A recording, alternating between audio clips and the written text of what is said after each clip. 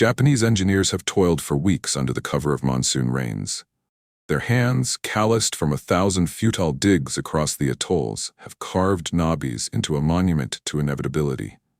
Bunkers squat like blind sentinels, their concrete faces pocked with embrasures, eyes for machine guns that stare seaward unblinking. Mortar pits honeycomb the central ridge, each tube a finger pointed at the horizon. And there, threading the northern shore like a vein of vulnerability, lies the causeway, a narrow spit of crushed coral, barely wide enough for 2 men abreast, flanked by sheer drops into the lagoon. It is the only path from the landing beaches to the heart of the island. The only artery. The only mistake the Americans could make. From the command dugout atop Palau's sister isle, barely elevated above the tide's reach, Major General Hoshi Imamura surveys his creation through field glasses smeared with humidity. Imamura is a man of 62, his frame wiry as rattan, his eyes sharp as the bayonets his men polish each dawn. He has orchestrated defenses from Rabaul to the Marianas, each a symphony of geometry. Interlocking fields of fire, enfilade angles calculated to the degree, kill zones where the enemy would pile like driftwood. Naabis is his masterpiece. "Watashi tachi no shori," he murmurs to his aide, a lieutenant whose uniform hangs loose from dysentery's theft. Our victory. The words hang in the humid air, heavy as the incense from the Shinto shrine they've erected in the largest cavern, a talisman against the Gaijin horde. Imamura's certainty is not born of arrogance, but of arithmetic. His maps, unrolled across a table of lashed bamboo, are tapestries of precision, red arcs denoting machine gun sweeps, blue hashes for mortar fall, green overlays for the causeway's fatal choke. 470 men.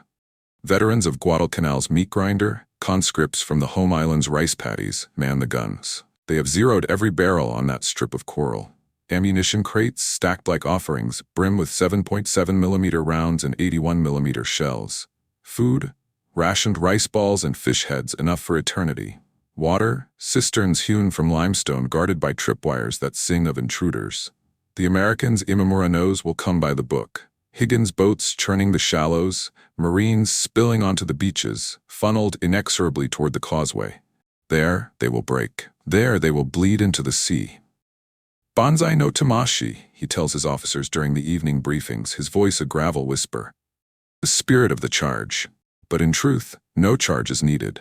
The island itself will charge. Down in the forward positions, Private First Class Kenji Ishida grips his Type 99 rifle, its woodstock worn smooth by drills that echo like prayers. Ishida is 19, a Tokyo tailor's son conscripted in the spring, his dreams of university poetry clubs evaporated in the hold of a troopship. He perches in a slit trench overlooking the causeway, his helmet tilted against the glare, a cigarette pinched between lips cracked from the salt wind. The air smells of creosote and gun oil, undercut by the faint rot of seaweed baking on the rocks. His squad leader, a sergeant with a scar like a lightning bolt across his cheek, drills them hourly, eyes on the water, fingers light on the trigger. When the boats come, you paint the beach red. Ishida nods, but his mind wanders to the letters in his pack, unwritten replies to a mother who imagines him guarding the emperor's throne, not this forsaken rock. Will they come today? He wonders, squinting at the empty lagoon. Or tomorrow? The waiting is the worst. A stillness so profound it hums, broken only by the distant cough of a generator or the slap of a wave against concrete. The Japanese have named their fortress Yamato no Tate, the shield of Yamato.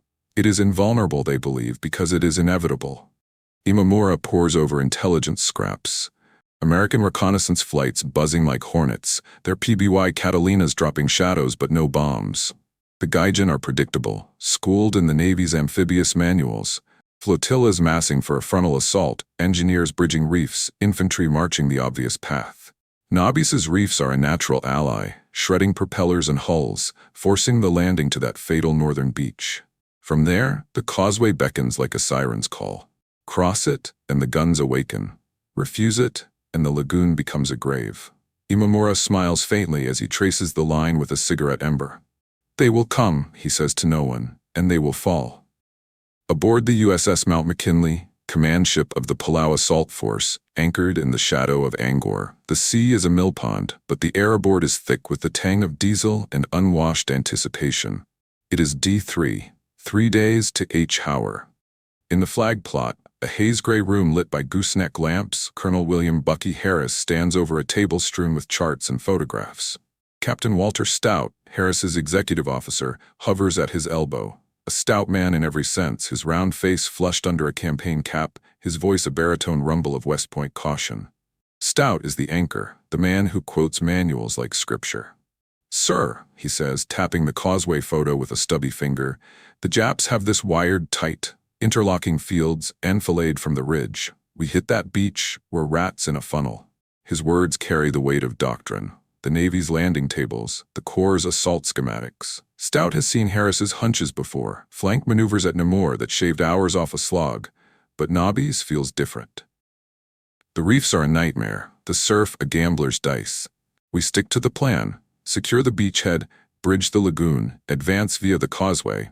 Any deviation and we're courting disaster. Harris doesn't respond at first.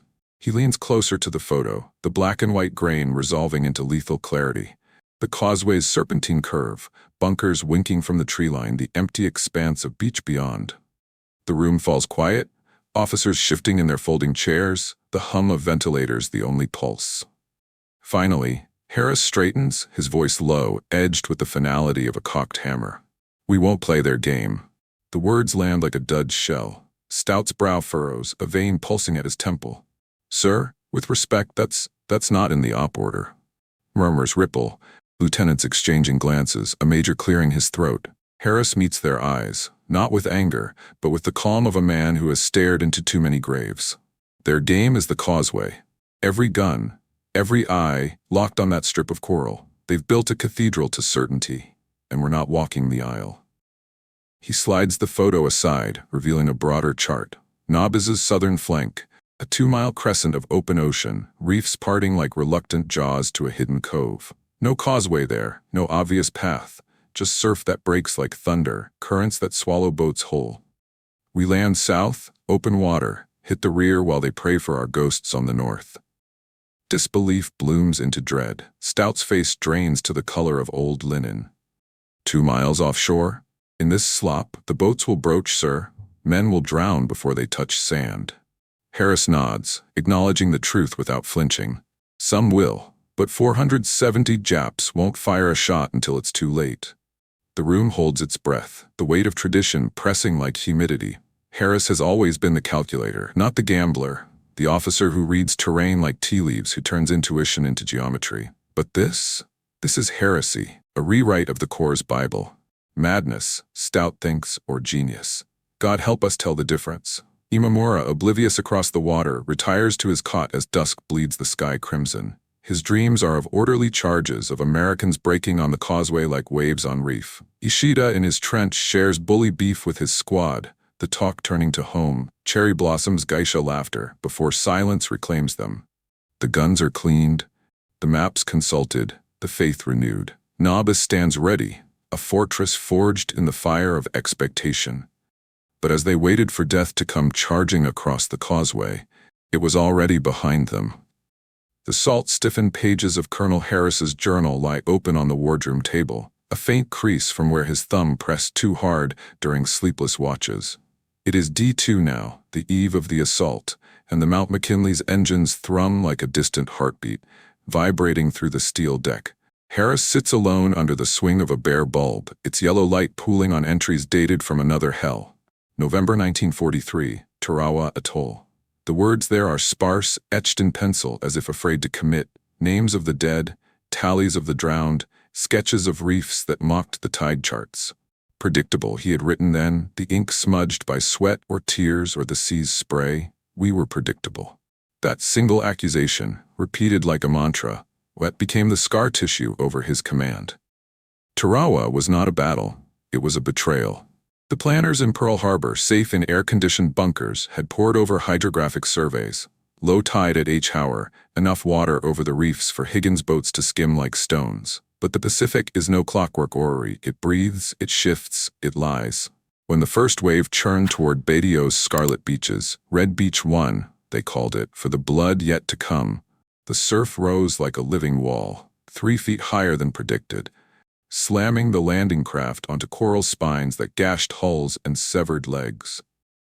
Harris, then a lieutenant colonel with the 2nd Marine Division, stood on the conning tower of his command boat, binoculars fogged, watching men flounder chest-deep, packs dragging them under while Japanese machine guns, zeroed on the obvious approach, chattered from log and cement revetments. The air filled not with the crack of rifles, but with the wet slap of bodies hitting water, the gurgle of lungs filling with brine, the distant animal keening of the wounded.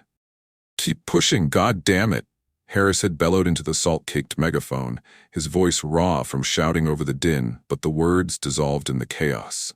Private Ramirez, a kid from El Paso with a silver crucifix tucked in his helmet liner, clambered over the gunwale only to vanish in a boil of foam, sucked under by a riptide, his pack's mortar rounds pulling him like an anchor.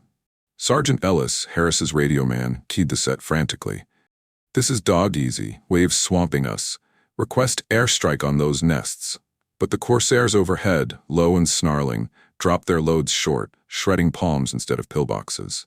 By noon, the beach was a charnel, shredded web gear tangled in barbed wire, helmets bobbing like buoys, the coral pink with the runoff from slit throats and gut shots. Harris waded ashore at last, his boots sucking in the muck, the weight of his .45 pistol, a cold comfort against his thigh. He passed a corpsman kneeling over a boy whose face was half eroded by shrapnel, the medic's hands gloved in red, murmuring, "Easy, Marine, easy now." The boy, 18, maybe gargled something about his ma's tamales, then stilled. That night, under a sky bruised purple by flares, Harris huddled in a captured bunker, its walls still warm from the gun that had claimed 30 of his company. The air reeked of cordite and feces, the floor slick with the leavings of the dead. Captain Stout, younger than his West Point polish scuffed, crouched beside him, unrolling a soggy map by flashlight. "Sir, the plan called for consolidation by 1400. We're pinned, those blockhouses have us cold." Harris traced the lines, the obvious axis of advance, the predicted paths through the coconut groves, all funneled into enfilade fire from revetments the Japanese had sited with geometric cruelty.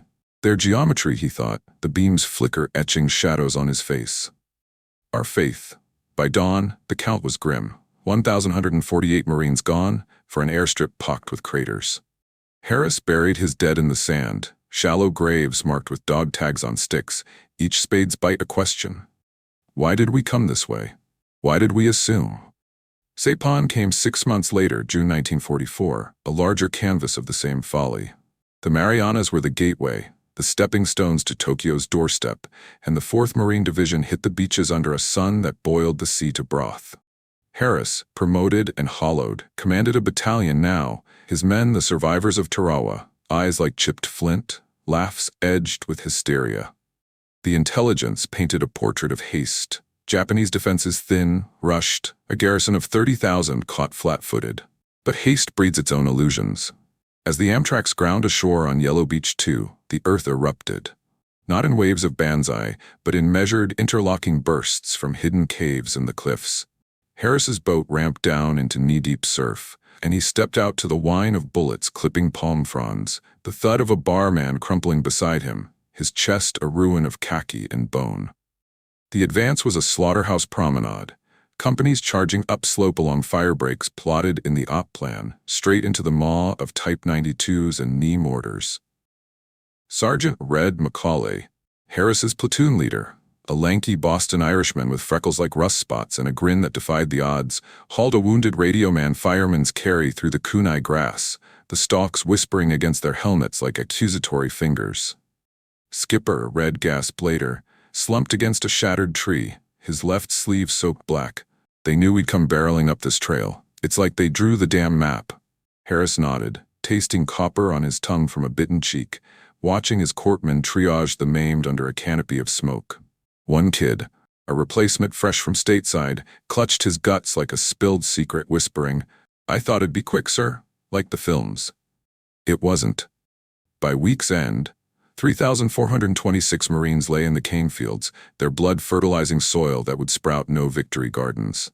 In the command tent on Saipan's leeward shore, a canvas lean-to lashed to coral outcrops, Harris confronted the ghosts. Stout, bandaged from a shrapnel kiss to the calf, spread the after-action charts. Red arrows of advance, blue overlays of casualties, the predictable paths etched like veins. We followed the manual, sir. Flank security, rolling barrage, textbook. Harris's finger stabbed the paper, tearing it. Textbook got us massacred. They didn't fight us, they waited for us. Planned for the sane assault, the doctrinal push. The tent flaps stirred in the trade wind, carrying the muffled sobs from the aid station, the lowing of cattle driven mad by the shelling. Patterns kill, Harris realized then, the epiphany cold as the flask he passed to Stout. Not the bullets, the patterns we gift them. He burned the worst of the reports that night, the flames devouring names and numbers, but the lessons seared deeper. Intuition over ink, the enemy's expectation as the true minefield. Tarawa taught him the sea's deceit, Saipan, the lands. Naabis would test the minds. Back in the wardroom, present bleeding into past, Harris closes the journal with a snap that echoes like a bolt locking home. The overhead speaker crackles, general quarters drill, a klaxon wailing faintly through the bulkheads. He rises, joints protesting the years, and steps to the porthole. The horizon is a line of ink. The sea black as oil under a sliver moon. Stout enters, coffee mug steaming in his grip, his face a mask of rehearsed calm. Men are buzzing, sir. The southern landing, some call it suicide. Harris accepts the mug, the ceramic warm against calluses earned in foxholes. Suicide is charging their guns, Walter. This is surgery. He sips, the bitterness grounding him, and stares at the dark water. They'll whisper I'm cracked, he thinks, like they did after Saipan. But cracks let the light in.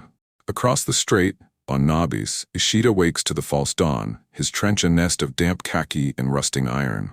Imamura conducts his morning inspection, boots crunching over shell casings, his voice a litany of angles and arcs. The causeway gleams in the half-light, innocent as a bridle path. The gunners oil their breeches, the spotters calibrate their scopes. Certainty wraps them like a shroud, warm, suffocating, final. The Japanese had planned for every move but one. The move no sane man would make. H-hour minus 5 minutes. The Pacific, that vast and treacherous confidant, cradles the invasion fleet in its swell. 100 vessels ghosting through the pre-dawn murk, their wakes feathering like breaths held too long. Naabis Island slumbers to the north, its silhouette a low smear against the false indigo sky, reefs lurking beneath like submerged teeth. The air hangs heavy with the brine of anticipation, undercut by the faint, acrid bite of exhaust from idling diesels. On the lead LCI, landing craft infantry, a steel bathtub crammed with Harris's 1st Battalion. Marines huddle in the dim red glow of battle lanterns, their faces masks of grease paint and resolve. Carbines lean between knees like silent sentinels, packs sag with the weight of grenades, bandoliers, and the unspoken dread that coils in every gut before the ramp drops. Colonel Harris stands at the coxswain's station, one hand braced against the bulkhead, the other clutching a field phone whose wire snakes aft to the radio shack. His utilities are sodden from spray, but his posture is unyielding. A pillar amid the sway. The southern approach is a mariner's nightmare. 2 miles of open ocean, currents shearing like scissors, breakers foaming white over uncharted coral heads. No feints here, no diversionary shelling to mask the roar. The battleships linger offshore, their 16-inch guns silent, conserving fury for the aftermath. Stout, wedged beside him, grips the rail until his knuckles blanch, his eyes scanning the black water for the telltale boil of a broached hull. Surf's picking up, sir. 3-footers at least. If we misjudge the gap. His voice trails, the implication a shadow. Men scattered like chum, boats splintered on the reef. Harris meets his gaze, steady as the gyro compass. We judged it yesterday, Walter. Scouts confirmed the cove, sheltered enough for the run-in. Trust the charts. But in the privacy of his skull, charts lie. Men don't. The order ripples down the line. Stand by to beach. Engines throttle to a growl, the deck tilting as the coxswain angles for the hidden cleft, a notch in Naabis's southern flank, veiled by outcrops and overlooked by the island's vigilant north. Red Macaulay, squat in the forward compartment with his platoon, cracks his knuckles, the pop lost in the murmur of prayers and curses. He's 28, a shipfitter from Southie turned sergeant, his red hair matted under his helmet, a lucky strike dangling unlit from his lip. All right, you mix and wops, he mutters to his squad, voices overlapping in the crush. Poles from Chicago, Italians from Brooklyn, a lone Texan nursing a harmonica. Remember, We hit sand. We don't stop for tea. Japs are napping south side. We wake 'em polite like. Laughter bubbles, brittle as rice paper, masking the tremor in a kid's voice. Sarge, what if the boats flip? My ma said I'm too dumb to swim. Red claps his shoulder, the gesture firm. Then you float on your fat head, O'Malley. Colonel's got the devil's own luck. We'll be sipping sake by lunch. Luck, Red thinks, or lunacy. Either way, better than funneling into their meat grinder. Aboard the Mount McKinley, a mile astern, the flag plot pulses with the Morse chatter of spotters. Harris's voice crackles over the net, calm as a metronome. All elements, execute blue plan. Southern vector bearing 270. Godspeed. The radio man logs it. The pencil scratch the only sound in the sweat-slicked room. Outside, the first gray tendrils of dawn claw the horizon, painting the waves in hesitant silver. No thunderous barrage heralds the assault, no pyrotechnics streak the sky. Just the muffled churn of screws, the slap of hulls against chop, the collective inhale of 500 souls betting on a colonel's hunch. Across the water, on Naabis, the dawn patrol stirs. Private Ishida blinks awake in his northern trench, the causeway below him a pale ribbon in the half-light, dew beating on his rifle like reluctant tears. The air is still, save for the rustle of fronds in a desultory breeze, carrying the faint, fishy exhalation of the lagoon. His squad, 7 shadows in faded fatigues, huddle around a mess kit of congealed rice, chopsticks scraping tin. The sergeant, scar-faced and taciturn, scans the horizon through binoculars, the lenses clicking softly as he adjusts focus. "Matakonai," he grunts. "Not yet." Ishida nods, forcing down a mouthful that tastes of dust and duty, his map, creased and annotated, tucked in his breast pocket like a talisman. It shows the world in comforting lines, the beachhead at Grid Alpha 1, the causeway arrow thrusting inland, bunkers arrayed like dominoes waiting to fall. They will come, he tells himself, echoing Imamura's briefings, straight as fate.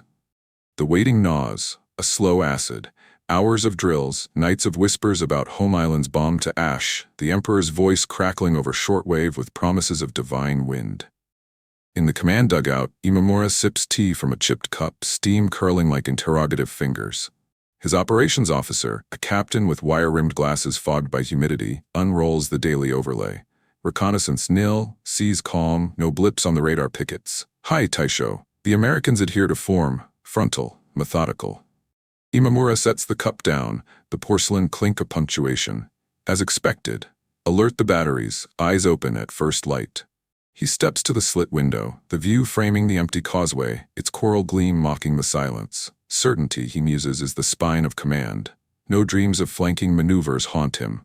The island's geography is a closed fist, the reefs its knuckles. The southern shore?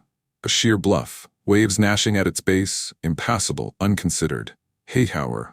The lead boat surfs the swell, ramp clanging down into froth that boils knee-high. Harris is first off, boots plunging into the suck of sand, the water cold as betrayal.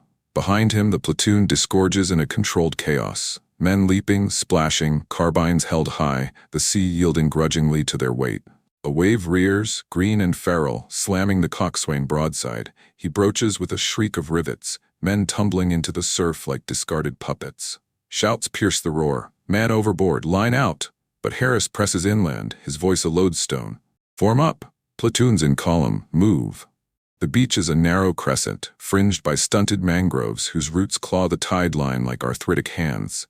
No withering fire greets them, no mortars whisper death from the ridge. Just the hush of leaves, the drip of water from helmets, the ragged cadence of boots on coral gravel. Red's squad hits the shallows 20 yards left, O'Malley flailing as a breaker yanks his pack. Red hauls him up by the collar, water sheeting from his fatigues. "Told ya," Fathead floats. They scramble ashore, fanning out in wedge formation, bar men covering flanks that dissolve into jungle murk. The air smells of guano and decay, undercut by the metallic tang of wet iron, their own fear distilled. "Clear left, clear right," the calls chain down the line, eerie in their ease. Harris pauses at the tree line, signaling halt, his field glasses sweeping the bluff above. Empty embrasures, vine-choked revetments, the southern batteries cold and unguarded. Their blind side, he thinks, the pulse in his temples a measured drum. Push north, flank speed, silence the ridge before they turn. On the northern shore, Ishida's binoculars tremble as the sun crests, gilding the causeway in false gold. The lagoon lies vacant, a mirror unbroken, save for the lazy drift of jellyfish. The sergeant paces, boot heels grinding shell into powder. "Chato Matt," he snaps. "Hold position." Minutes stretch to wire, the squad's chatter dying to coughs and shifts. Ishida consults his map, fingers tracing the expected arrow. Alpha 1 to the causeway, then inland to the heart. Nothing. The horizon mocks them, empty as a beggar's palm. Delayed, he wonders, a prickle at his nape like the first raindrop. A spotter from the mortar pit jogs up, breathless. No boats, no smoke, nothing. The sergeant snatches the glasses, sweeping the sea, his scar twisting white. Imamura's voice hisses over the field phone. "Maintain vigilance. They come by the plan." But doubt seeps, cold as the dawn chill. Whispers of American guile, of feints at Angkor drawing eyes south. Then, faint as a rumor, it comes. Not from the north, but the island's gut, a muffled crump, like distant thunder rolling wrong. Ishida freezes, ear cocked. Another closer, the whip crack of Garan's echoing off the ridge. His map crumples in his fist, the lines blurring to nonsense. From behind? The sergeant barks into the phone, static his only reply. Alarms wail, belated and shrill, gunners swiveling barrels seaward in vain. Ishida's world tilts. The causeway, that sacred path, gleams untouched, a bride jilted at the altar. Bullets sigh through the palms now, not from the water, but the jungle's throat. Marines ghosting up the undefended spine, flamethrowers hissing awake. Harris's column snakes through the undergrowth, vines parting like reluctant curtains, the air thickening with the jungle's fetid breath. Red's pointman signals contact. A lone sentry, dozing in a foxhole, his Arasaka across his lap like a forgotten toy. One suppressed shot, a soft phut, and he slumps, the only witness to the invasion's true face. Bunker ahead, 50 yards. Harris murmurs into the phone, his breath steady. Satchel charges on the vents. Flank it. The squad peels left, grenades arcing lazy parabolas into the embrasure. The blast blooms orange, concrete vomiting dust and screams. No counterfire yet. The southern guns, unmanned, stare blindly inland. Ishida bolts from his trench, map forgotten, rifle shouldered as he crests the ridge. Below, the impossible unfolds. Khaki phantoms swarming the reverse slope, torches of flame devouring his squad's nests, the air rent by the guttural roar of American fury. "Ushiro, they come from behind," he yells, voice cracking, but the words drown in the rising tide of chaos. Radios squawking orders that curl into pleas, officers drawing sabers against shadows. Imamura, in his dugout, clutches the plot table as reports flood. Southern breach, rear echelon collapsing, the causeway a useless scar. The trap had closed, on its creators. The ridgeline of Naabis fractures under the assault's hidden blade, a seam of coral and concrete splitting like overripe fruit. It is 07:45, scarcely 45 minutes since the ramps kissed sand, and Harris's battalion uncoils through the island's underbelly, a serpent of khaki and steel, silent as scripture until the moment of revelation. The southern cove, that improbable cradle, spits them onto a trail of crushed shell and vine-choked gullies, the air thick with the jungle's humid exhale. Leaf mold, stagnant pools, the faint, coppery promise of blood yet to spill. No grand charges here, no bugles summoning glory, just the pad of boots on damp earth, the click of safeties thumbed off, the measured breath of men who know surprise is their only sacrament. Sergeant Red Macaulay leads his platoon up the reverse slope, a wedge of shadows threading bamboo thickets that whisper against helmet brims. Red's face is a smear of camo and sweat, his Thompson submachine gun slung low, muzzle tracing arcs like a diviner's rod. At 28, he's a veteran of too many dawns like this. Tarawa's red beaches, Saipan's cane fields, where the first shot decides if you're hunter or haunt. His squad fans out behind, 12 men, a microcosm of the Corps' mosaic. O'Malley, the freckled kid from Boston, clutching his M1 like a rosary. Kowalski, the Polish scrapper from Detroit, grenades bulging his pockets like guilty secrets. Doc Hale, the pharmacist's mate with steady hands and a morphine syringe pinned to his collar like a badge of intent. "Easy now," Red breathes, voice a gravel murmur lost in the frond rustle. "Bunker's blind to us, hit him sleeping." Sleeping, he thinks, a wry twist to the word.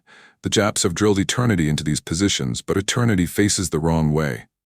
The first bunker looms at the trail's kink, a low dome of coral aggregate and rebar, its seaward slit yawning empty, vines curtaining the rear like a forgotten drape.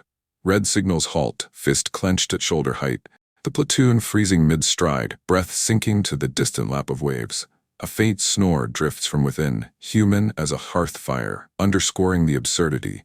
Defenders poised for phantoms, oblivious to the blade at their spine. O'Malley edges forward, satchel charge in hand, the canvas sack heavy with composition C2, its fuse a promise of judgment. He plants it at the air vent, a rusted grate exhaling the bunker's stale breath. Sweat, rice, gun oil, then retreats on cat feet, wire trailing like a vein. Red nods, the igniter sparks, a brief hiss, and the world folds inward. The blast is intimate, not operatic. A muffled hump that shakes the earth like a giant's footfall, dust blooming from crevices, the dome shuddering as if in fever. Screams follow, raw Japanese gutturals twisting into English pleas. Then silence, broken by the scrape of survivors clawing for light. Red Squad surges, Kowalski's bar chattering short bursts through the smoke, brass casings arcing hot onto moss. "Frag out," O'Malley yells, lobbing a pineapple into the breach, the grenade spoon pinging free like a dropped coin. Inside, shadows thrash. A rifle muzzle pokes, wild and blind, spitting flame that scorches vines but claims no one. Doc Hale kneels at the lip, calling softly in pidgin. "Yamato, come out! Hands up, no shoot!" A figure stumbles forth, hands weaving surrender, uniform charred at the cuffs. He crumples, eyes wide with the incomprehension of a dream-turned-predator. Harris, 200 yards upslope in the battalion CP, a hasty nest of machine gun crates and ponchos, tracks the progress on his overlay, red pencil marking nodes as they wink out. The field phone jangles at his hip, Stout's voice tinny from the reserve echelon. "Sir, reports from Baker Company. 3 nests rolled, minimal resistance, but the north batteries are waking, spotters report swivel." Harris glances at his watch, the crystal fogged, hands at 0752. Keep the pressure. Flankers on the mortars, cut their eyes before they see. He rises, carbine loose in his grip, and joins the advance, boots sinking in loam that smells of rain and ruin. The ridge is a chessboard now, Japanese pieces toppling from the rear. A 75mm gun pit, its crew breakfasting on dried squid, shattered by a demo charge that paints the barrel red. A command post, maps fluttering like startled birds as grenades turn officers to silhouettes. Down the line, Imamura's fortress unravels in reverse. In the central redoubt, a cavernous chamber honeycombed under the peak, radios crackle to life, then to chaos. The signals officer, a bespectacled major with ink-stained fingers, clutches his headset as static swallows reports. "Southern sector, contact, Gaijin from the jungle." The words tumble from the speaker, laced with panic, a lieutenant's voice fracturing mid-sentence into a wet choke. Imamura stands rigid, his map table a battlefield of overturned teacups and scattering tokens, the green overlay of the causeway mocking him like an unanswered prayer. "Impossible," he snaps, voice a whip crack in the dim. "The reefs, the currents, no landing south." His aide, pale as rice paper, stammers coordinates, grid echo 5, rear slope, bunkers falling like dominoes. Imamura's fist clenches on the bamboo edge, knuckles whitening, certainty, that old ally, curdles to ash. Flaw, he thinks, the word foreign, invasive, a flaw in the geometry. Private Ishida crests the ridge's false crest, lungs burning from the sprint, his Type 99 slung awkward across his back. The world below is apocalypse inverted. Flames licking concrete from within, not without. American torches, those devil's bellows, hosing bunkers with liquid hell. In the Nibora beast belt, she skids to cover behind a shattered palm, bark flaking under his palms and peers through the haze. His squad's mortar pit, pride of the platoon, zeroed on the causeway with loving calibration, erupts in a secondary blast, shells cooking off like firecrackers, shrapnel sighing overhead in lethal hail. "Ishida, cover fire, left flank," the sergeant bellows from a nearby slit, but his Arasaka jams on the second burst, bolts slick with sweat. Ishida fires blind, the recoil bruising his shoulder, rounds chopping fronds but chasing ghosts. Where, he thinks, map shreds in his pocket, the lines dissolved. They were to come from the sea, from the plan. Red's platoon crests a secondary rise, the trail opening to a plateau pocked with revetments, a honeycomb-turned hornet's nest. The air shimmers with heat now, the metallic echo of shell casings hitting coral mingling with the sharper tang of promethium. Kowalski kicks in a sandbag wall, his squad piling through, Thompson stitching the gloom. A Japanese gunner, half-dressed in fundoshi, fumbles for his pistol. O'Malley's burst drops him mid-lunge, the body folding like laundry. Clear, but Jesus, Sarge, these birds were shaving. Red nods, wiping soot from his eyes, the smoke stinging like regret. They press a linked trench, knee-deep in muck, tripwires glinting like spider silk, disarmed with bayonets and prayers. A knot of defenders counters, 5 shadows rising from a sump with bayonets fixed, a desperate banzai reduced to farce. Garans crack methodically, figures spinning into the slurry, one clutching a photo, faded, a girl in kimono, that floats briefly before sinking. By a 900, the ridge is a charscape, bunkers venting smoke like exhaling dragons, the ground littered with the detritus of undone faith, overturned mess kits, scattered ammo crates, a harmonica bent by boot. Harris halts his CP at the central crest, the view unfolding north. The causeway, pristine and profane, stretching empty to the lagoon, its guns silent as idols. Radios from the forward positions hiss reports. Able 3, 5 nests neutralized, 20 tangos down. Charlie 2, mortar battery smoked, eyes out. Stout arrives panting, map tube under arm, his face a rictus of awe and acid.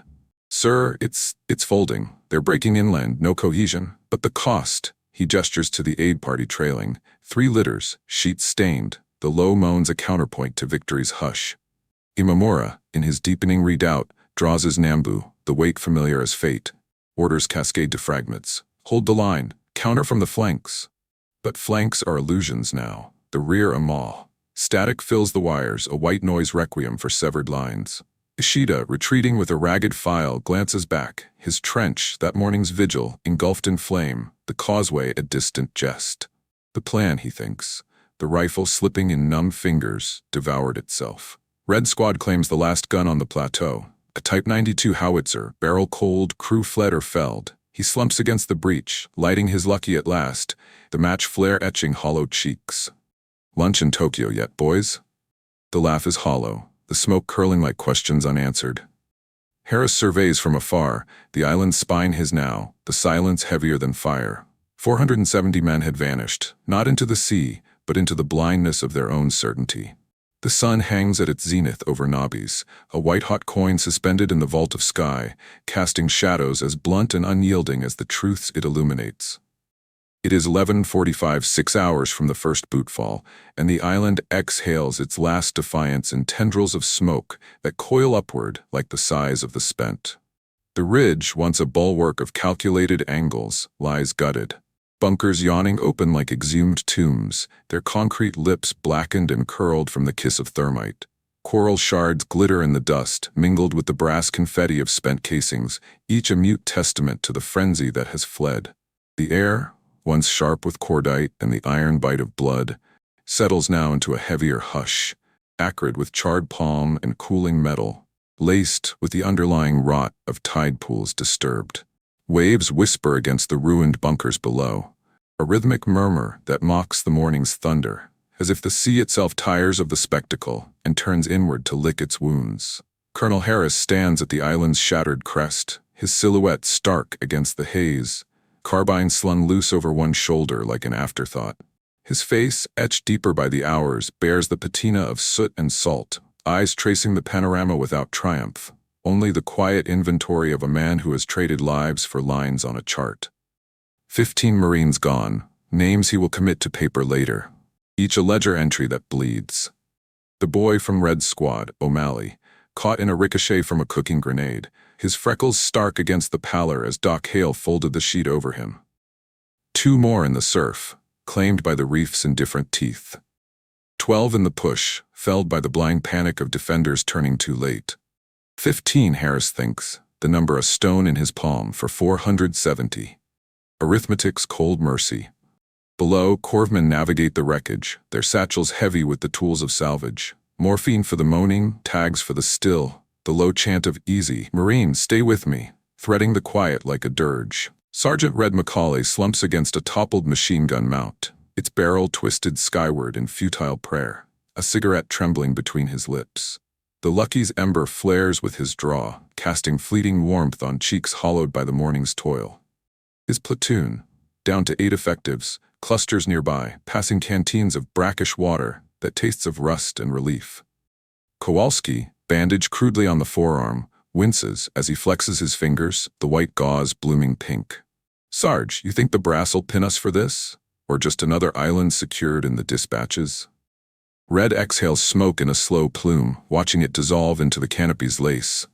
Pins are for parades, kid. This is for the bar tabs back home. Laughter stirs, thin and genuine, undercut by the rustle of a body bag being zipped nearby. Home, Red muses, the word foreign now, where the beer don't taste like victory's ash. He stubs the butt on coral, the sizzle faint, and rises to help haul a wounded Japanese private, arms shattered, eyes glassy with shock, to the collecting point. No hatred in the gesture, just the shared currency of survival, exchanged in nods and morphine dreams. In the makeshift CP, a shell crater ringed by sandbags and salvaged bamboo, Captain Stout unrolls the captured maps across a crate that once held mortar rounds. The paper, warped by humidity, crinkles under his touch, its inks faded but unyielding. Red webs of fire lanes, blue hashes of kill zones, the causeway arrowed like a fatal vein. Sir, the after action. Total enemy KIA estimated 470, give or take stragglers in the caves. Positions intact on paper, but ghosts on the ground. His voice carries the awe of the converted, the West Pointer's faith in doctrine yielding to Harris's heresy. Harris nods, seating himself on an ammo box, his fountain pen poised over the report form, a crisp sheaf from the Mount McKinley, creased from the landing. The nib scratches deliberate, the ink black as judgment. Assault executed via alternate vector, Southern Cove. Enemy dispositions optimized for northern approach. Resultant surprise achieved tactical dominance within 5 hours. He pauses, staring at the maps that once promised death, their lines now as obsolete as the bunkers they defended. They drew the cage, he thinks, and locked themselves in. Private Ishida, spared the bunker's maw by a tardy latrine call, crouches in a cleft of rock overlooking the lagoon, his uniform torn and caked with the island's red clay. The Type 99 lies discarded beside him, barrel fouled, its wood splintered from a fall down the slope. His hands, bloodied from clawing vines in flight, tremble as he clutches a canteen, American issue, scavenged from a fallen Marine, its water tepid and metallic on his tongue. The causeway stretches below untouched, a white scar mocking his unraveling. Smoke drifts from the ridge in lazy columns, carrying the muffled hum of voices. English gutturals, the clink of entrenching tools raising flags. How? The question loops, a mantra without answer, his mind replaying the maps from Imamura's briefings. The perfect funnel, the inevitable tide. Faith dissolves in the salt sting of tears, not for the emperor's distant throne, but for the boy he was, who believed lines on paper could bind the chaos. A radio crackles nearby, static hissing like defeated rain, transmitting nothing but the void. Orders unheeded, calls unanswered, the eerie sound of Empire's echo fading to white noise. Major General Imamura's end comes not in blaze, but in the dignity of solitude. Holed up in the deepest cavern, its walls etched with hasty haiku by conscripts seeking solace, he faces the remnants of his staff. 3 officers, faces gaunt as specters, their sabers drawn more from ritual than resolve. The air is close, heavy with the incense of the shattered shrine, motes dancing in the lantern's gutter. Reports have ceased, the field phones dangle like noosed tongues. We held the line, Imamura says, voice steady as the blade he unsheathes, its edge honed for this ceremony. Yamato endures. His aide protests, a murmur of Taisho surrender terms, cut short by the general's raised hand. In the sepia glow, he kneels, composing the arc with precision, the same hand that traced kill zones now tracing finality. The strike is clean, the body folding inward, blood pooling dark on the stone. The survivors follow suit, one by one, the cavern filling with the copper reek of fealty. Outside, the waves lap indifferent, whispering against the bunker's husks as if consoling the rock for its betrayal. Harris sets the pen aside, the report half-formed, words blurring under the weight of what they omit. The faces in the surf, the silences in the trenches, the Japanese boy slipping into the undergrowth with eyes like wounded animals. He steps from the CP into the afternoon's slant, the sun's heat a balm on his skin, the breeze carrying the taste of salt and smoke, a mingled essence of sea and sorrow. Stout joins him, offering a cigarette from a crumpled pack, the matches flare brief as hope. What now, sir? Engineers bridging the north by dusk, then Palelu you push. Harris inhales deep, the tobacco bitter on his tongue, and exhales toward the horizon, where the fleet rides at anchor like patient hounds. Now, we learn. They fought the last war, static lines, fixed defenses, We fought the next, the one where assumption is the first casualty. The words hang, not boast, but benediction, a philosopher's murmur amid the mechanic's toil.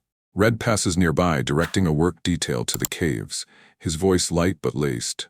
Stack the dead, gentle boys. War's end, decency don't. As dusk bleeds the sky to bruise purple, Harris folds the maps, their promises reduced to folds and creases, and tucks them into his pack. The island quiets further, corpsemen calling time of death, the clatter of mess kits signaling rations, the distant drone of a PBY circling like a watchful eye. Ishida, from his cleft, watches shadows lengthen, the causeway fading to silver in the gloaming. He rises, legs numb, and slips toward the southern bluff, not to fight, but to vanish into the island's folds, a ghost of the undone.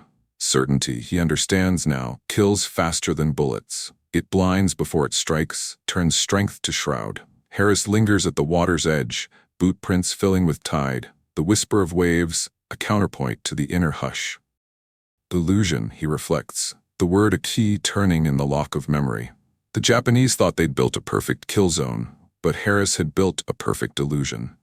If you believe forgotten brilliance deserves to be remembered, subscribe for more untold World War II genius.